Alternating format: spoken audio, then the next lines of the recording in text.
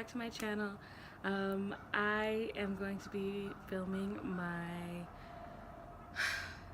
May wrap up. I'm filming my May wrap up. It is actually the day after the day that I got back to Vegas. I arrived at 4 something this morning. I came home at 6:30. I had work at 8. So I have not slept yet, but I'm here. So I'm just going to be telling you guys about all the books that I actually managed to finish in May and give you my overall thoughts on them. If you have any questions about anything, please feel free to let me know. The first book that I finished in May was actually Pandemic by Sonia Shah, and that book, I know I explained it briefly in my TBR, but it really follows, we follow cholera a lot in that book. Spoiler alert, no. But we follow color a lot in that book, and we're just kind of exploring, I say weird as if I was there. The book itself explores how pathogens themselves are spread, where they might pop up from, how we might prevent them, but also how different factors within human societies affect the spread of pathogens. And I enjoyed it a lot. There were some parts that were a little awkward to read, and not just because human beings are disgusting creatures, but also because sometimes sentence structure was weird, and I don't know if that's maybe just my brain not keeping up with things, because honestly, if you watched my vlog, you know I was a tired bitch that entire week. But overall, I did like it. I gave it a 3-star review. It was good. I'd reread it, but like it's not going on my favorite shelf anytime soon.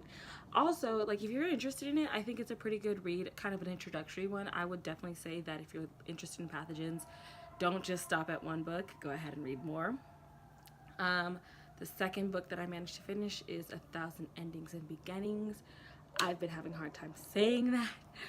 Oh, actually no. Second one I finished is I Hear the Sunspot. It was a short read. It was a cute read. It is a 5 out of 5 star. I love that fucking book, and anyone who doesn't like it can fight me. Except no, not really. Like, we don't have to agree on things as long as we have, like, it's fine. I don't expect you to like everything that I like. I was just saying I really enjoyed that book. It was very cute, very wholesome. I liked how while both the characters were falling in love, their entire identity was not surrounded by their gayness. Like, because a lot of times when it comes to books, talking about two characters who happen to be attracted to one another, it becomes all about that romance. But in fact, the romance happened very steadily throughout the book, and what we're really focused on was like the friendship dynamic and how as they grew closer that changed over time. And I just found that delightful, wholesome, great. I loved every moment of it. I'm planning to get the next 2. The third one comes out, I think it's September, and I have to double check, but I want to get that, I mean the 4th one, because that'll, yeah, what I'm saying is I need the whole series because I just find it so cute and so wholesome, and I like how their love is built on friendship, not immediate lust, not like insta love. It's great. The third book that I actually managed to finish is 1,000 Endings and Beginnings, and this of course was an anthology book put together by Ellen O and Elise Chapman, I think, and I liked it a lot. It is a YA book, which I did not know going in, because I didn't look too deep into any of them, just briefly read synopses or like the front of them. But that was a group book for the Asian Readathon, and it was a YA anthology. I enjoyed it. I again gave it 3 stars. It wasn't for me because I typically am not one to really enjoy YA, not because I think I'm like above it or anything, but I really did enjoy it. I think there's like 3 of the stories in this one. I know for a fact that Olivia's Table was so good. I really enjoyed it. I think that's the 2nd story in the entire book. And then The Land of the Morning Calm was also very good. I enjoyed that a lot. I think I probably enjoyed The Land of the Morning Calm more than I liked. Nope, those 2 are on equal levels. Those 2 stories are 5s out of 5 for me. Everything else was kind of like a 2 or a 3, but like those 2 were amazing. I really enjoyed those. I do like, the one thing that I really enjoyed about these was how they reframed the myths and the legends. The only thing, so I really liked how they reframed them and looked at them from different perspectives, like the side characters, or even gave autonomy to some of the female characters. That was really nice. The things that I didn't really like is sometimes even after they explained it, I couldn't really find the connection to the original myth. So that was a little hard for me, but maybe not everything is for everyone. Altogether, I would definitely recommend that book. I would say that it is great read. It's a really quick read. It's a really cute read. Like, I have nothing bad to say about it. It's just like some of the stuff wasn't for me as a reader, and that's okay. I think a lot of people would like it. The last book I managed to read, because I only read 4 this month, well, last month. So the last book I managed to read was Invisible Planets. This is put together, it's an anthology of Chinese science fiction, and it is a selection made by Ken Liu.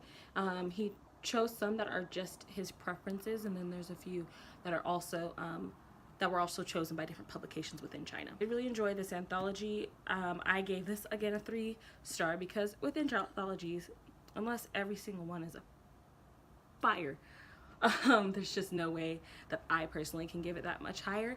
But so there were only a few 2 stars. Most of them were 3 stars, but there are also some 5 stars in here.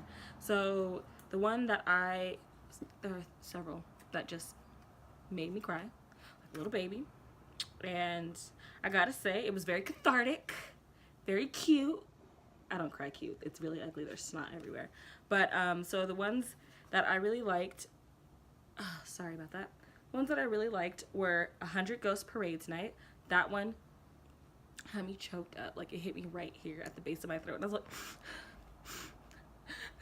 I'm fine, I'm fine. The second one I really liked was Tong Tong Summer. That one is adorable. Like, Tong Tong Summer is so good, and it's so wholesome, and it talks to me about family, and then I also like The City of Silence, which was actually a surprise to me because I don't typically like dystopian futures. I am here for an apocalypse. I am here for survival. I don't really get into dystopian. Maybe because it hits a little too close to home for a lot of what is our current day politics, or what might be in the future, but it just tends to not be for me. I get too saddened by the fact that I could see these things happening realistically. But The City of Silence, if you read nothing else, I encourage you to read City of Silence, because it is so interesting and impactful the way it is written. It is a dystopian society where censorship has been taken to the max, to the point where they don't tell you what words are restricted, they tell you what words are approved. So that really, like, and the way it frames the entire world that's there is amazing. I loved that book. Riley, what are you doing, young man? Anyway, and so the last one I want to talk about is Taking Care of God. It is a really, really beautiful story. And I'm starting to realize that a lot of these stories that I liked in here, like Tong Tong Summer and 1,000 Ghost Parade Tonight, and also Taking Care of God, they're all very much family oriented, which is a personal value of mine, so that definitely makes sense for why I really connected with them. But Taking Care of God was looking at it in a whole different perspective, and I liked it a lot. I think a lot of people would also like it. Like I said, most of these stories were 3s for me. Some of them were 2s, but those 4 were my 4s and 5s. I really liked those a lot, but overall I gave this one a 3-star. And the last book I attempted to read but did not finish. Again, if you watched my blogs, you know why I did not finish this book. But anyway, I read I attempted to read Nine Fox Gambit. I could not get through it, unfortunately. I read through the first like 3 chapters, and I kept having to go back because I just didn't understand what was going on. And I don't know if maybe it's because I just wasn't in the mindset. I was very tired last month. I just couldn't concentrate on anything, but I just was not able to really read that book. So unfortunately I had to DNF it. I do plan to go back to it. I'm going to actually look in to see if there's anything else that might come before it, so that maybe it'll contextualize it a little bit better. But for now, it's on my DNF list. That doesn't mean it's a bad book. It just means that I need to recalibrate and go back to it.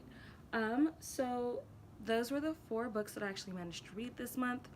Wasn't very big, but I slept so much that no one was expecting. But either way, thank you for coming back. Thank you for your patience with me. You can go ahead and find my social media down below, and feel free to go ahead and click the subscribe button. And if you're feeling frisky, I mean, you can also go ahead and click the bell button to keep up with me. I will be filming my TBR for June shortly, and I hope I'll see you there. Bye.